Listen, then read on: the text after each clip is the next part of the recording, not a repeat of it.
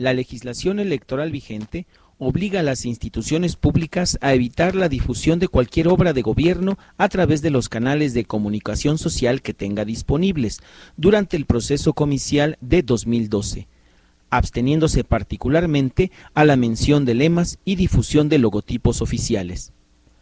Por esta razón, nuestros programas de televisión, radio y cualquier artículo publicado por secundarias técnicas en el Distrito Federal se encuentran actualmente restringidos. Si desea algún material específico, póngase en contacto con nosotros.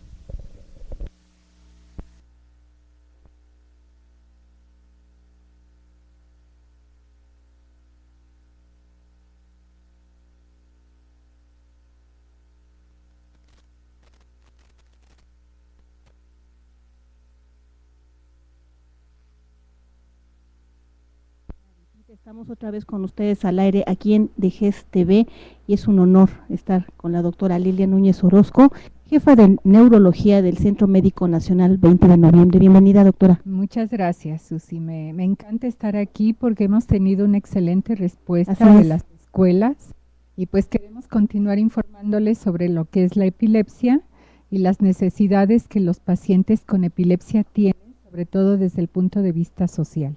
Así es, si ustedes recuerdan, queridos televidentes, comenzamos en el programa Mentes en Construcción y la doctora nos está asesorando sobre cómo tratar a los chicos que en nuestros grupos presentan estos problemas de epilepsia. Ustedes pueden checar estos programas en nuestro canal y si no están disponibles en este momento, aquí se los podemos proporcionar.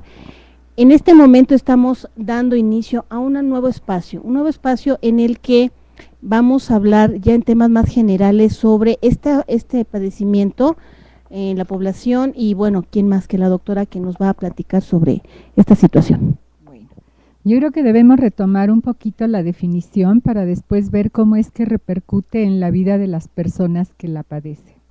La epilepsia es la presentación crónica y recurrente de ataques o crisis, como se les llama, que son fenómenos que suceden bruscamente, que duran un lapso muy corto, tienen manifestaciones muy variadas dependiendo del sitio del cerebro donde se origine el problema y se vuelve a repetir a lo largo de la vida de una manera similar, tienen un patrón similar para presentarse cada vez que ocurren. Entonces estas crisis o ataques a veces pasan inadvertidos, a veces son muy aparatosos, como son los ataques tónico-clónicos generalizados, que requieren de una atención inmediata para evitar que las personas se vayan a dañar, se vayan a lastimar. Esto es lo que llamamos una convulsión, lo que en términos generales conocemos como una convulsión. Así es, esa es una convulsión. No todos los ataques epilépticos son convulsiones, pero este que mencionamos sí lo es porque la persona pierde la conciencia, se pone tiesa durante unos segundos y luego se sacude de las 4 extremidades durante un lapso que generalmente no excede un par de minutos.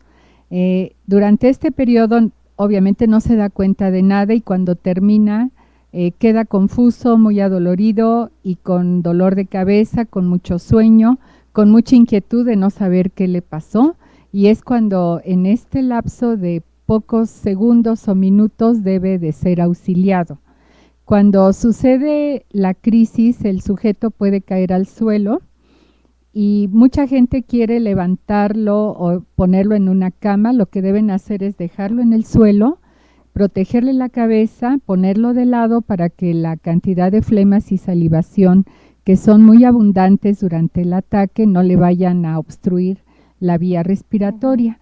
Se pueden morder la lengua, no traten de protegerle esto porque mucha gente mete los dedos y se lastima o le lastima porque le quieren meter algún objeto. Entonces no hay que meterle nada a la boca, solamente protegerlo, evitar que se lastime con objetos cercanos, ponerlo de lado y esperar a que la crisis termine sola. Claro. Les pedimos que lleven un registro a los pacientes de sus crisis. No es necesario en la mayoría de los casos llevarlos a ningún hospital, simplemente registrar la crisis y llevar esta información al médico para que el médico tratante sepa cómo va a continuar con los medicamentos o el medicamento que se esté utilizando. La meta del tratamiento es eliminar por completo las crisis.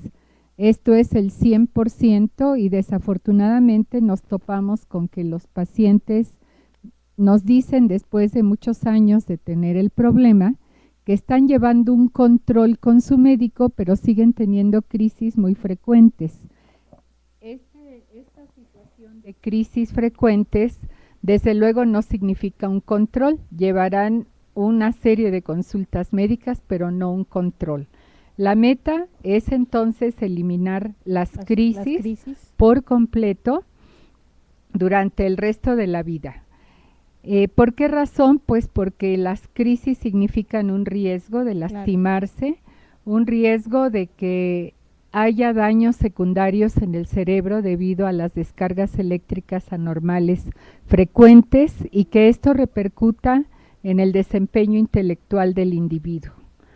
Esta es la parte, digamos, médica. Sin embargo, la parte social de que hablábamos al principio es de suma importancia porque los chicos o personas mayores o niños chiquitos que tienen crisis asustan a los demás y los demás no quieren estar en contacto con ellos. Entonces los evitan, los discriminan, a veces se burlan de ellos, lo cual es terrible porque esto indica una falta de sensibilidad y de humanidad espantosa. Los marcan de por vida. Los marcan de por vida y esto le llamamos el estigma de padecer la epilepsia, que es mucho más duro que el tener las crisis por sí mismas, ¿no? Sí. El estigma es algo sumamente difícil de sobrellevar y que además la persona se convence a sí misma de que es un enfermo, que es una persona diferente a los demás y que tiene que responder a ese concepto que los demás tienen de lo que es una persona con epilepsia. Y esto es meramente un prejuicio, es una conceptualización errónea de lo que está sucediendo, porque la epilepsia pues es una enfermedad. Así es. Y como tal se debe de manejar. Fuera de tener las crisis, la mayoría de las personas con epilepsia son totalmente normales en sus capacidades, en sus habilidades. Pueden tener, como todo mundo, inclinaciones hacia ciertas actividades, como el deporte, la música, la ciencia, etcétera, y desafortunadamente a muchos de ellos se les niega la oportunidad de desarrollar sus capacidades. Inclusive en el ámbito laboral. Así es. Cuando están estudiando es un problema la discriminación, esta agresividad con los compañeros que se da solamente porque tengan, no sé, la nariz grande, porque usan lentes, por lo que sea, y que se los traen de encargo. Cuando la persona tiene ataques, esto es mucho peor porque lo señalan como el loco, el retrasado o lo que sea, y esto no tiene nada que ver con la realidad. Entonces aquí el aceptar a estas personas en su grupo social es un paso muy importante para su inserción a la actividad que vayan a realizar en un futuro. Cuando ya son mayores y están en el ámbito laboral, también tenemos muchos problemas porque son relegados en el trabajo. Se les encargan cosas muy banales a pesar de que tengan una preparación adecuada. No les permiten desarrollarse en el ámbito laboral y lo peor que puede sucederles es ser despedidos de manera injustificada. Eso sucede con muy, muy alta frecuencia. Todavía es frecuente. Todavía es frecuente que esto suceda. Si la persona va a pedir un trabajo y dice que tiene epilepsia, no se lo dan. Lo primero es que no lo va a obtener. Y si no dice que tiene epilepsia y le sucede una crisis durante el desempeño de su trabajo, pues va a ser despedido inmediatamente y esto conlleva un círculo vicioso muy difícil de romper porque si no tiene trabajo, no tiene seguridad social, no tiene recursos para solventar sus gastos del medicamento, sus consultas médicas. Así es. Y bueno, pues vive en una situación sumamente difícil. Precaria. Doctora, usted es parte de una asociación que se dedica a atender a estas personas, a asesorarlas. y y darles información al público en general. ¿Nos podría hablar un poco sobre esta asociación? Mire, en 1991 fundamos una agrupación que se llama Grupo Aceptación de Epilepsia. Esta asociación es un grupo de autoayuda. Los grupos de autoayuda hay para muchos padecimientos, por ejemplo, para los alcohólicos, para los diabéticos, los renales crónicos, los que tienen leucemia. Entonces son agrupaciones en que las personas se afilian porque tienen un problema en común y se dan apoyo mutuo y estrategias para resolver mejor el problema. Esto es la esencia de un grupo de autoayuda y esto es lo que pretendemos hacer con este grupo, Aceptación de Epilepsia, que ya cumplimos 21 años el mes pasado. 21 años, pues felicidades. Sí, muchas gracias. Este grupo afilia personas que son atendidas en cualquier sitio, en cualquier institución, a nivel particular, en salubridad, en donde sea. No tenemos una limitante en ese sentido, a pesar de que funcionamos dentro del ISSSTE. Pero esto es fortuito porque yo trabajo allí, entonces ahí tengo facilidades para poder tener las reuniones del grupo, que hacemos una reunión informativa mensual, donde se les habla sobre lo que es la epilepsia, con videos, con ilustraciones y demás, para que entiendan que esta enfermedad se caracteriza de cierta forma, qué es lo que deben hacer cuando sucede una crisis, y abordamos temas específicos relacionados a la epilepsia, como por ejemplo depresión, trastornos del sueño, problemas laborales, problemas escolares, problemas de deterioro intelectual que está relacionado a la epilepsia, y así entonces tratamos de darles una especie de curso continuo con la finalidad de que entiendan mejor su problema. Sabemos que el entenderlo les ayuda muchísimo, porque el susto inicial de tener un diagnóstico como este es así como terminar con los planes de vida, y no es lo que queremos, sino al contrario. Que se construya. Exactamente. La vida va a seguir aunque se tenga epilepsia, y enfrentarla de una manera valiente y con conocimiento es mucho más sencillo que si están llenos de temores y de los mismos prejuicios y mitos. Y mitos que la sociedad de por sí ya tiene, y que esto sucede desde el inicio de la humanidad, que hay unos conceptos muy extraños acerca de lo que es la epilepsia, como la posesión demoníaca, el castigo divino y todas esas cosas que nada tienen que ver, porque la epilepsia es una enfermedad que sucede en el cerebro. Claro, y una enfermedad como la diabetes, como enfermedades con las que se sobrelleva la vida. Claro, nadie va a dejar de hacer sus cosas porque tiene diabetes o presión alta o padece migraña o lo que sea, ¿no? Igualmente con la epilepsia se puede vivir, y se puede vivir muy bien si se lleva un tratamiento adecuado. También eso es algo en lo que hacemos mucho hincapié en las sesiones informativas, porque muchas personas no están bien porque creen que no necesitan su tratamiento y no se lo toman como debe de ser. Y este es un aspecto muy importante que platicamos en algunos de los programas previos. La gran importancia del apego al tratamiento, no nada más en epilepsia, sino en cualquier enfermedad crónica. Muy bien, doctora. Y bueno, en esta parte sobre todo saber que no están solos, que hay personas que también llevan estos procesos, y bueno, es mucho más sencillo. Claro, el grupo de autoayuda tiene también esa finalidad de ver que hay muchas personas que padecen el mismo problema, que lo han sabido enfrentar con algunas estrategias y que pueden sobrepasarlo muy bien, y que la vida va a seguir para ellos como puede seguir para los nuevos que van llegando así muy asustados de lo que les está sucediendo. Con mucho éxito, ¿no? Sí, así es. Bien, pues déjeme saludar a las escuelas que nos acompañan. Está la 32, la 73, la 112, la 20, la 57, 898, 63, 62, 33, 78, 12, 68, 43, 42. Gracias por acompañarnos. Y dice la 68, es un honor que comparta con nosotros sus conocimientos. Muchas gracias. También comenta, esto es importante compartirlo con los compañeros que estén con un alumno con este problema y saber cómo auxiliarlo. ¿Qué probabilidad, o más bien, como cuántos alumnos puede haber en un grupo con epilepsia?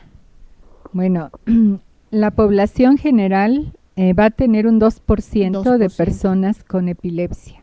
Por lo tanto, en las escuelas, pues esperaríamos también una cantidad similar de personas. Si la escuela tiene 1000 alumnos, habrá más, 20 alumnos, perdón. 2%. 2%, ¿sí? 20 alumnos con epilepsia, ¿controlados o no? Controlados o no, a lo mejor algunos ni lo saben bien, otros están ya, digamos, con el tratamiento que ha eliminado las crisis por completo, y otros más estarán teniendo problemas y crisis repetidas que van a ocasionar todo esto que hemos platicado. Así es, y sobre todo que hay un tipo de epilepsia que se empieza a manifestar en la adolescencia. Sí. Y si estamos hablando de que secundarias es la etapa de la adolescencia, podemos encontrar casos que empiecen en esta edad. Sí, hay muchos que empiezan a esta edad, aunque cualquier edad puede ser igual. Sobre todo en la niñez y en la adolescencia tenemos la mayor parte de los casos en su debut, y muchos de ellos con el tiempo dejan de tener crisis, dejan de tener su epilepsia, a veces de manera espontánea, pero en muchos otros casos la epilepsia persiste en edades más tardías de la vida y llegan a ser adultos que vienen arrastrando todo este historial de crisis repetidas, de descuido de su familia, de daño cognoscitivo, daño intelectual, y sobre todo del rechazo social que es tan difícil de tolerar. Y la autoaceptación. Así es. Lo primero que pretendemos con el grupo es que la persona acepte que tiene la enfermedad, que se tiene que cuidar, que no es una tragedia. Exactamente, que no es el fin del mundo, que se puede enfrentar si se hace de una manera apropiada, y que van a salir adelante porque no van a tener ningún otro problema adicional si ellos mismos no se limitan. Muy bien, dice la Escuela Secundaria Técnica número 50, ¿por qué muchos de nosotros no tenemos noción de cómo reaccionar ante estas situaciones? Pues porque no se les informa, pero si ya nos están estamos escuchando, aquí, ¿verdad que sí? Creo que ya sabrán mucho mejor qué hacer. Así es. Y sobre todo el tener la solidaridad con la persona que tiene una enfermedad, cualquiera que sea, cualquiera que sea. Así es. Especialmente epilepsia, por este prejuicio y tabú que ha rodeado a la epilepsia desde siglos atrás. Claro, dice la técnica 68, ¿cuáles son los indicativos a detectar de un alumno que tiene epilepsia pero no aterriza en convulsión? Bueno, cualquier situación que suceda repentinamente y dure varios segundos o un par de minutos, por ejemplo, como desconectarse. Ausencias. Ausentarse de lo que está sucediendo. Puede ser durante 5 o 10 segundos y la persona retoma su actividad como si no hubiera pasado nada. Pero si esto le está repitiendo, va a tener repercusiones en su aprendizaje. Claro. Entonces, a veces el dejar de rendir en la escuela pudiera ser indicativo de que está sucediendo alguno de estos fenómenos y hay que investigar. Hay otros fenómenos también bastante sutiles en los que la persona solamente ya sabe lo que está sintiendo, y puede percibir como distorsionadas las imágenes, puede sentir alguna cosa rara en el estómago, puede tener hormigueo en medio cuerpo. Entonces hay varias situaciones que no se considera fácilmente que pudieran corresponder a epilepsia, pero si se están repitiendo con un patrón similar y duran un lapso muy corto, la posibilidad de epilepsia existe.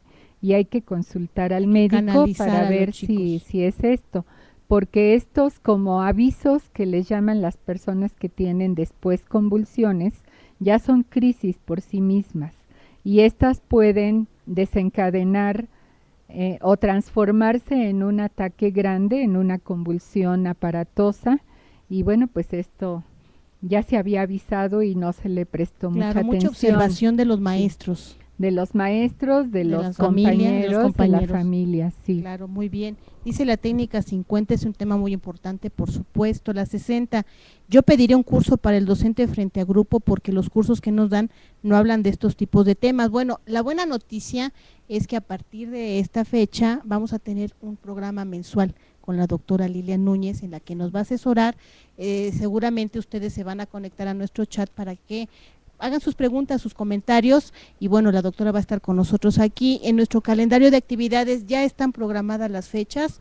El próximo es el día 7 de junio.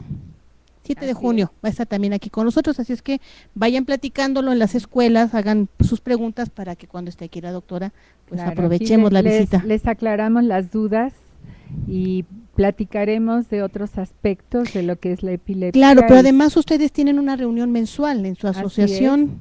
Nuestra reunión mensual se lleva a cabo el primer sábado de cada mes.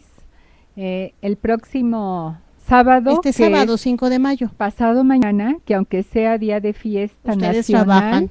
De todas maneras vamos a tener una reunión allí porque es el primer sábado del mes de mayo. ¿En dónde es? Es en el auditorio del Hospital 20 de Noviembre, que está ubicado en Félix Cuevas con Avenida Coyoacán, en la Colonia del Valle. Muy cerca del Metro Zapata. Metro Zapata de la línea 3. Muy bien, ¿a qué hora es la reunión? Tenemos la reunión de 9 a 12:30. Muy bien. No se vale llegar a media reunión porque no van a entender mucho. Si claro, llegan puntuales es como ir al cine y ver la película. Completa, ¿verdad? Completa, porque si no se pierde ya allí la trama mucho, ya no entendimos. Ya no entendimos. Muy bien, dice la 112, ¿a qué edad se empiezan a manifestar? Bueno, ya lo comentamos, cualquier edad, ¿verdad? Desde recién nacidos hasta ancianos, en las 3/4 partes de los casos, entre los primeros 20 años de la vida. Ok, la 73, ¿cuál es la diferencia entre epilepsia y convulsión? Bueno, la convulsión es la manifestación de la epilepsia. Es una de las muchísimas manifestaciones de epilepsia. Pero las convulsiones pueden también tener otro origen, pueden bueno, a por veces otra hay causa. Convulsiones por alguna enfermedad grave. Claro. Que está ocurriendo de manera momentánea y que se cure esta enfermedad y ya no se presentan más las convulsiones. Claro. Pero cuando no hay una enfermedad de base, por ejemplo, la persona no está grave, no tuvo un golpe fuerte en la cabeza, que esté gravísimo no en la Cruz Roja, no tiene fiebre, no tiene una deshidratación severa o cosas que pudieran orillar a tener convulsiones. Bueno, entonces ahí consideramos la posibilidad de epilepsia. Y el hecho de que ocurran convulsiones o cualquier otro tipo de crisis de manera repetida, a eso es a lo que le llamamos epilepsia. Muy bien. También la 73 comenta, ¿cómo orientar a las madres de familia para que no sobreprotejan a sus hijos o que los chicos no utilicen esta situación para manipular? Ay, bueno, eso es bien difícil, bien complicado. Porque el susto, la angustia que ocasiona ver a alguien con una crisis hace que la gente reaccione sobreprotegiendo a los chicos y esto les crea una baja autoestima, los hace inútiles. Así es. Entonces sí hay que animar a las mamás a que hagan de tripas corazón y digan, bueno, la vida sigue. Hay que echarlos a volar. Y él tiene que ver por sí mismo, porque acuérdense las mamás que no son eternas. Por supuesto. Entonces, ¿qué va a hacer de esa persona cuando sea mayor y ya no tenga la mamá que lo cuide y que le dé todo lo que necesita? Entonces, la persona con epilepsia tiene que llevar su vida normal, que significa ir a la escuela, graduarse de lo que considere que deba hacer de acuerdo a su vocación, y ser independiente en todas sus actividades, de modo que él pueda solventar solo todas sus necesidades y no estar dependiendo de la familia. Claro. Muy bien, pues ya nos pasamos del tiempo, pero hay muchos comentarios. Dice la técnica 50, no discriminen, por favor, no discriminen. No. La técnica 62, ¿a qué se debe un ataque? ¿Qué le parece si el próximo programa platicamos sobre las causas? Hablamos de las causas. Las causas. Y la técnica 73, ¿el tratamiento es de por vida? No necesariamente. Hay epilepsias que se van a curar solas, otras que se controlan muy bien con el tratamiento y lo mantenemos por varios años y después ya no se requiere. Y otras más sí requieren tratamiento de por vida, pero hay que identificar muy bien cuáles son para poder dar un pronóstico, Claro. aventurar pues qué puede suceder a futuro. El tratamiento médico siempre. Siempre tratamiento con medicamentos. La homeopatía no funciona, los tratamientos naturistas y No de hierbas funcionan. tampoco, necesitan ser medicamentos. Muy bien, doctora, pues nos estamos despidiendo. Muchas gracias por estar aquí. Gracias por el espacio y pues vamos a hacer esta serie que creo va a ser muy Muy útil, importante claro. para difundir esta información adecuada en este medio de educación que Así es. tan valioso para que la gente sea aceptada y pueda hacer su vida normal en la etapa escolar y posteriormente. Claro, pues sí. Muchas gracias. gracias. Y bueno, pues la doctora Núñez estará con nosotros el próximo 7 de junio a las 12 del día, platicando sobre estos aspectos de la epilepsia. No se vayan, tenemos todavía mucho más aquí en DGES TV. Tenemos un super programa que también estamos estrenando. Está con nosotros están con nosotros especialistas sobre adicciones y tenemos también a los alumnos de la Escuela Secundaria Técnica número 28 que hoy participan con nosotros, también animados, escúchenlos un poquito.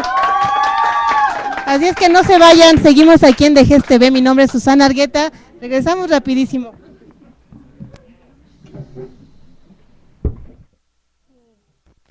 La legislación electoral vigente obliga a las instituciones públicas a evitar la difusión de cualquier obra de gobierno a través de los canales de comunicación social que tenga disponibles durante el proceso comicial de 2012, absteniéndose particularmente a la mención de lemas y difusión de logotipos oficiales. Por esta razón, nuestros programas de televisión, radio y cualquier artículo publicado por secundarias técnicas en el Distrito Federal se encuentran actualmente restringidos. Si desea algún material específico, póngase en contacto con nosotros.